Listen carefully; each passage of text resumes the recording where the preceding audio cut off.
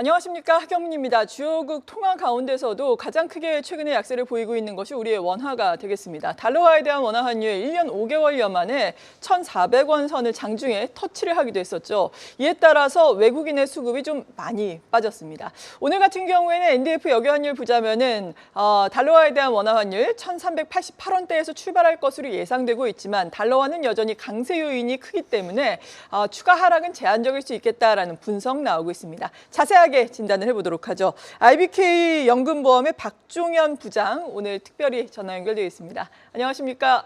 네, 안녕하세요. 네, 일단 어제 1,400원을 터치를 하기는 했는데 상단은 어느 정도까지 열어두고 보시는지 전망에 대해서 먼저 들어볼까요? 네, 일단은 뭐 1,400원이라는 게 절대적인 저항선이라고 보기는 좀 어렵고요. 그리고 환율이라고 하는 게 어차피 상대가치 관점이기 때문에 우리의 상대가치가 되는 달러화가 강세를 지속한다고 한다면 뭐 1,400원이 꼭 무조건 지켜져야 되는 선은 아니라고 볼 수 있습니다. 그래서 기본적으로 달러화의 강세가 어디까지 이어질 수 있을지가 중요한데 지금 현재 달러 인덱스가 현재 106 정도이고요.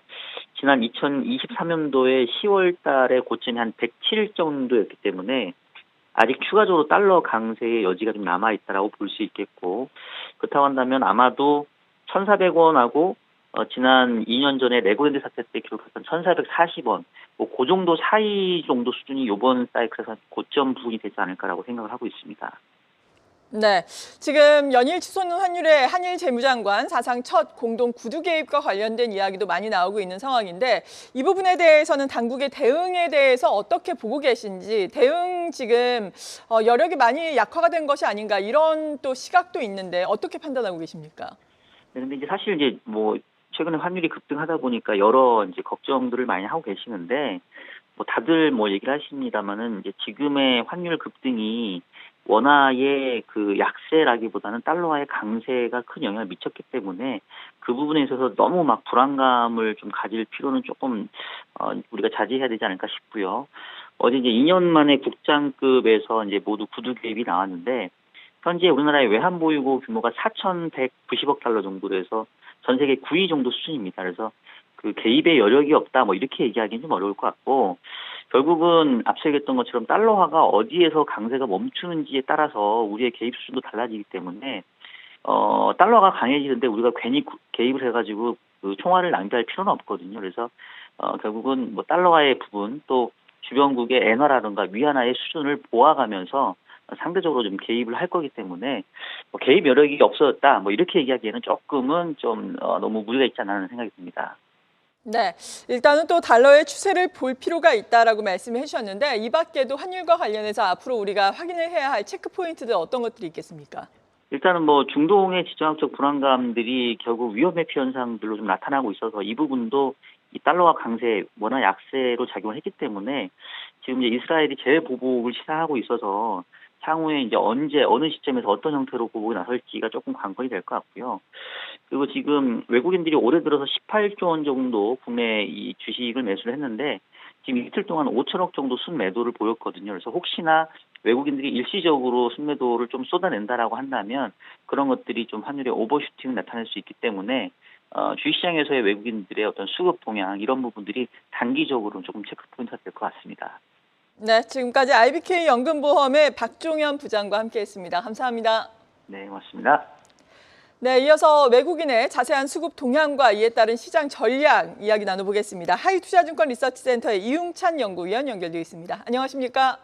네, 안녕하십니까. 이용찬입니다. 네, 일단은 어제 외국인의 대규모 현선물 시장에서 수급 이탈이 이루어졌습니다. 하지만 이전의 사례를 본다면은 달러화에 대한 원화 환율이 1,400원대 오버슈팅 국면이다라고 판단이 된다면 외국인들 또 매수에 들어올 수 있겠다 이런 전망들도 나오고 있는 상황이잖아요. 어떻게 보고 계십니까? 예, 그렇습니다. 이번에 증시 하락을 꼭 환율 때문이라고 보기는 어렵고요. 환율도 뭐 여러 가지 이벤트의 결과물이지 원인이라고 좀 얘기하기는 좀 어려울 것 같습니다. 원의 약세 이유는 뭐 아까도 여러 가지 말씀을 주셨습니다만은 이제 달러 강세가 될 것 같고요. 원의 약세보다는 이제 통화들도 약세를 보이기 때문에 달러 강세로 보는 게 맞을 것 같습니다. 그럼 달러 강세의 이유는 미국 금리나 연기 그리고 그럼에도 불구하고 유럽 등 세계 각국이 펀더멘탈 약화된 상황. 상황에서 금리 인하를 진행하려고 하고 있고 이스라엘, 이란 지정학적 리스크와 유가 상승 가능성도 있기 때문에 이렇게 나오는 것 같고요.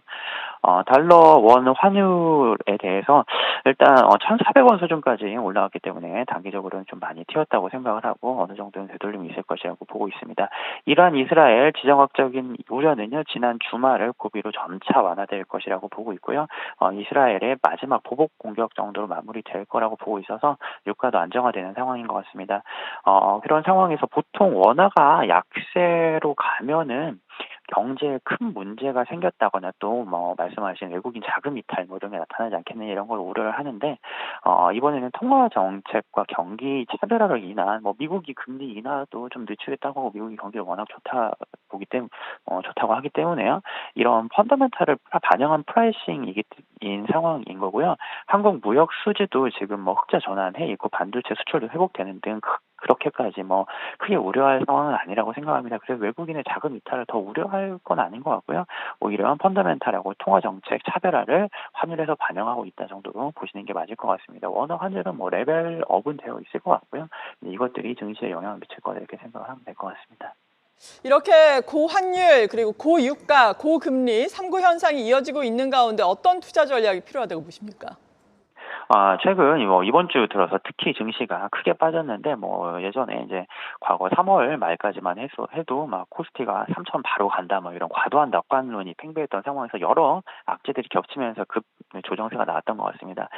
이런 여러 가지 조정 문제들, 뭐 이거 금리 인하 지원 문제 아니면 이란, 이스라엘 문제 이런 것들은 더 확대되지는 않을 거라고 보고요. 그래서 지수는 여기서는 이제 좀 바닥을 형성을 하지 않을까 생각을 하고 있습니다. 이제 반등은 미국의 경기나 이제 금리 문제들이 다시 방향을 바꿔서 보여줘야 될 것 같은데 이건 조금 시간은 필요할 것 같고요.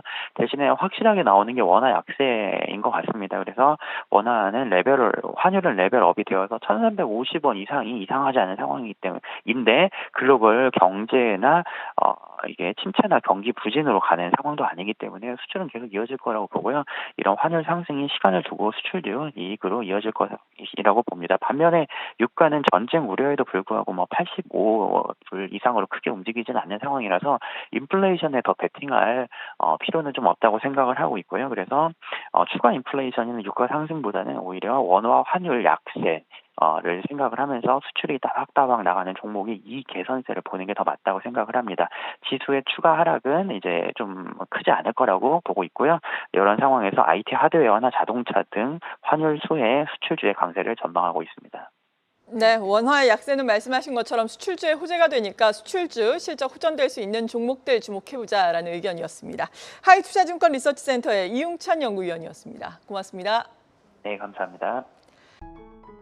계속해서 다양한 경제 이슈를 알고 싶다면 구독과 좋아요, 알림 설정 부탁드립니다.